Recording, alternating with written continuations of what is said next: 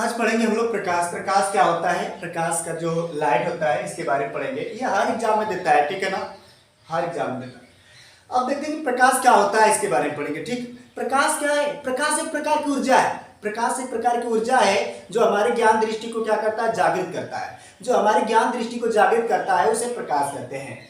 मतलब कि प्रकाश एक प्रकार की ऊर्जा है जो हमारी ज्ञान दृष्टि को जागृत करता है, जिससे हमें दूसरी वस्तु दिखाई देती है, वह प्रकाश कहलाता है। मतलब जिसकी सहायता से हमें वस्तु दिखाई देती है वह प्रकाश कहलाता है। ठीक, प्रकाश के स्रोत। प्रकाश का स्रोत क्या है? प्रकाश जिस बिंदु से मिलता है, जहां से मिलता है, जिस पदार्थ से मिलता है वह प्रकाश का स्रोत कहलाता है। मतलब जहां से हमें प्रकाश प्राप्त होता है, जहां जहां से हमें प्रकाश प्राप्त होता है वह प्रकाश के स्रोत कहलाते हैं। प्रकाश के स्रोत को दो भागों में बांटा गया है। कितने भागों में? दो भागों में। मतलब कि प्राकृतिक प्रकाश का स्रोत, दूसरा है मानव निर्मित प्रकाश का स्रोत।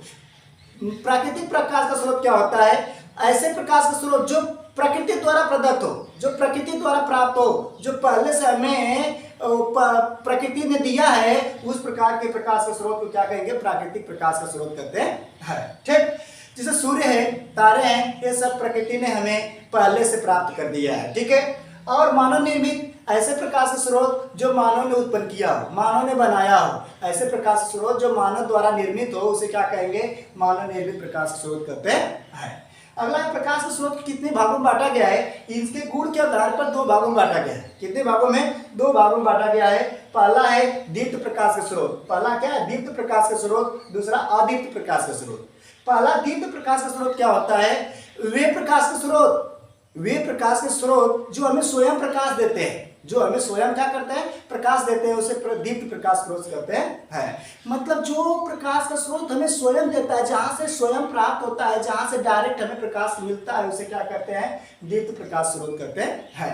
जैसे सूर्य है, सूर्य से हमें प्रकाश प्राप्त होता है कि नहीं? डायरेक्ट प्रकाश प्राप्त होता है। चंद्रमा से नहीं, तारे से हमें प्राप्त होता है, बल्ब से प्राप्त होता है, ठीक है ना, चंद्रमा से भी प्राप्त होता है। यह दीप्त प्रकाश स्रोत है। कौन सा? दीप्त। लेकिन जो चंद्रमा है वह कैसे अदीप्त को डाला गया है, अदीप्त प्रकाश स्रोत है। देखिए अदीप्त प्रकाश स्रोत किसे कहते हैं? वे प्रकाश स्रोत जो किसी दूसरे की सहायता से लेकर तो हमें प्रकाश देते हैं। वे प्रकाश स्रोत जो किसी दूसरे की सहायता से लेकर तो हमें प्रकाश देते हैं। मतलब कुछ दूसरे के प्रकाश से प्रकाशित होकर हमें देते हैं। मतलब दूसरे से प्रकाश लेकर अपने पास रखते हैं, उसके बाद हमें प्रकाश देते हैं। उस प्रकाश के प्रकाश स्रोत को क्या कहेंगे? अदीप्त प्रकाश स्रोत। ठीक है। अगला चलते हैं। जैसे चंद्रमा है, चंद्रमा क्या होता है? दिन भर सूर्य से प्रकाश लेता है, फिर रातों में हमें क्या देता है? प्रकाश देता है। वह अदीप्त प्रकाश का स्रोत होता है। ठीक। प्रकाश के गुण। प्रकाश के गुण कितने हैं? प्रकाश के अनेक गुण हैं, जितना कहा जाए उतना कम है, लेकिन प्रकाश के गुण कितना? मुख्य गुण कितने हैं? जो प्रकाश स्वयं अदृश्य होता है। प्रकाश क्या होता है? स्वयं अदृश्य होता है, परंतु इसकी सहायता से वस्तुएं दिखाई देती है। इसकी सहायता से वस्तुएं दिखाई देती है, पहला हो गया। दूसरा क्या? प्रकाश, प्रकाश सरल रेखा में गमन करता है। प्रकाश साधारणता किस रेखा में गमन करता है? सरल रेखा में गमन करता है, सीधी रेखा में चलता है, ठीक है ना। अगला है प्रकाश के संचरण के लिए किसी माध्यम की आवश्यकता नहीं होती। प्रकाश के संचरण के लिए, प्रकाश को जानने के लिए किसी माध्यम की आवश्यकता नहीं होती है, परंतु क्या होता है? वह निर्वात में भी चलता है। प्रकाश वह निर्वात में भी चलता है। प्रकाश को जानने के लिए कोई माध्यम की आवश्यकता नहीं होती है, वह निर्वात में भी प्रकाश चलता है। निर्वात में प्रकाश की चाल होती है 3 × 10⁸ होती है। 3 × 10⁸ 3 × 10⁸ मीटर प्रति सेकेंड होती है। मीटर प्रति क्या होती है? सेकेंड होती है, ठीक है।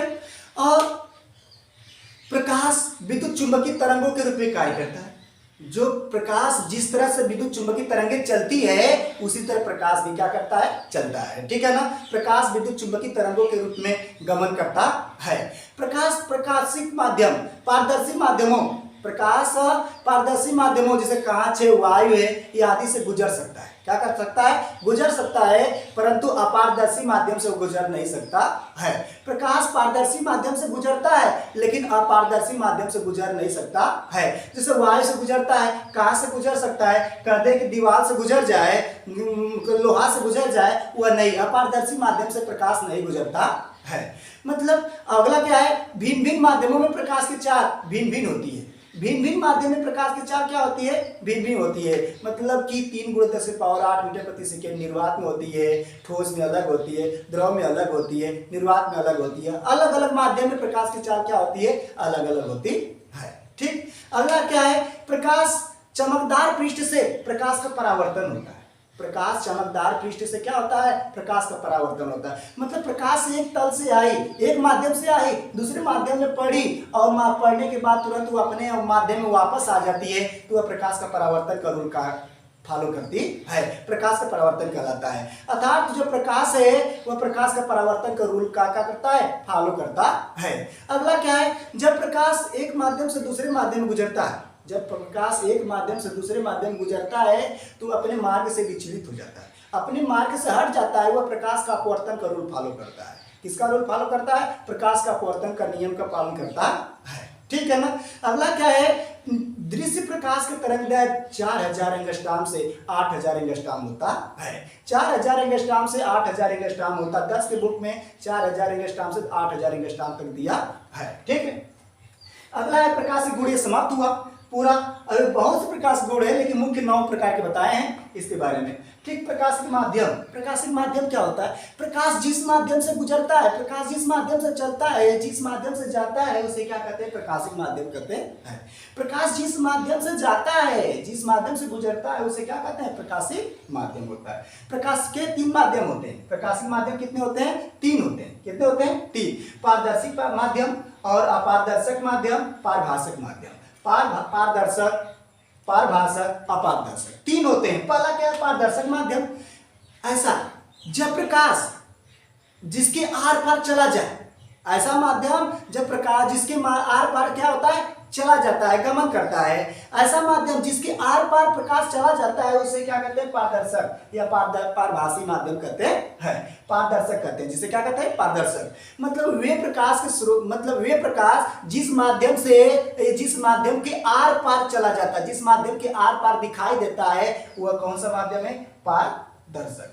ठीक, ये पारदर्शक माध्यम। जैसे वायु है, वायु को छेद कर आगे चला जाता है कि नहीं, आर पार चला जाता है कि नहीं, कांच को छेद कर वापस चला जाता है, आर पार चला जाता है कि नहीं, दूसरे माध्यम में दिखाई देता है, वह माध्यम क्या कहलाता है, पारदर्शक माध्यम कहलाता है। दूसरा है पारभाषक, ऐसा माध्यम जिसका कुछ आंशिक भाग आर पार दिखाई देता है, कुछ आंशिक भाग आर पार दिखाई देता है, उसे क्या कहेंगे, पारभाषक। मतलब पारभाषक ये स्पष्ट है कि जिसका कुछ आंशिक भाग, कुछ भाग आर पार दिखाई देता है, उसे क्या कहते हैं, पारभाषक कहते हैं। जैसे दूषित जल है, दूषित जल में प्रकाश पूरी तरह से नहीं जाता है, कुछ भाग दिखाई देता है, कुछ भाग जाता है। ठीक है ना। जैसे घिसा हुआ कांच, यदि कांच जो घिसा हुआ है तो वह भी क्या होता है, मतलब उसमें भी प्रकाश पूरी तरह से जाती नहीं है, कुछ ही भाग आर पार दिखाई देता है। तेल पर लगा हुआ, कागज पर लगा हुआ तेल, कागज पर लगा हुआ तेल, अगर कागज पर अगर तेल लगा है तब भी आर पार पूरी तरह से दिखाई नहीं देता है। ठीक है ना। अपारदर्शक माध्यम, जिसे अपारदर्शक माध्यम वे माध्यम जिसके आर पार प्रकाश नहीं जा पाता है, जिसके आर पार प्रकाश नहीं जा पाता, दिखाई भी नहीं देता है, उसे अपारदर्शक माध्यम कहते हैं। जैसे लकड़ी है, लोहा है, मकान है, कोई भी ऐसा पदार्थ है जो ठोस है, जिसके आर पार हमें वस्तुएं दिखाई नहीं देती है, वह क्या कहलाती है, अपारदर्शक माध्यम कहलाता है। अगला चलेंगे हम लोग प्रकाश की किरण। प्रकाश के किरण, प्रकाश की किरण क्या होती है, प्रकाश की किरण, जब प्रकाश एक समूह के रूप में चलता है, जब प्रकाश एक माध्यम से दूसरे माध्यम में चलता है या एक स्थान से दूसरे स्थान पर चलता है, जहां चलता है, जिस माध्यम से चलता है या जिस पथ से चलता है, प्रकाश की किरण कहलाती है। प्रकाश की किरण के रूप में जो गमन करता है वही प्रकाश किरण कहलाता है। मतलब कि प्रकाश के पथ को, प्रकाश के पथ को ही क्या कहेंगे, प्रकाश किरण कहते हैं। ठीक है ना। प्रकाश किरण कहते हैं। अच्छा, प्रकाश किरण पुंज, प्रकाश किरणों के समूह को प्रकाश पुंज कहते हैं। प्रकाश किरणों के समूह को क्या कहते हैं, प्रकाश किरण पुंज कहते हैं। प्रकाश किरण पुंज को 3 भागों में बांटा गया है। पहला अभिसारी प्रकाश किरण पुंज, दूसरा अपसारी प्रकाश किरण पुंज, तीसरा समांतर प्रकाश पुंज। पहला क्या है, अभिसारी प्रकाश पुंज।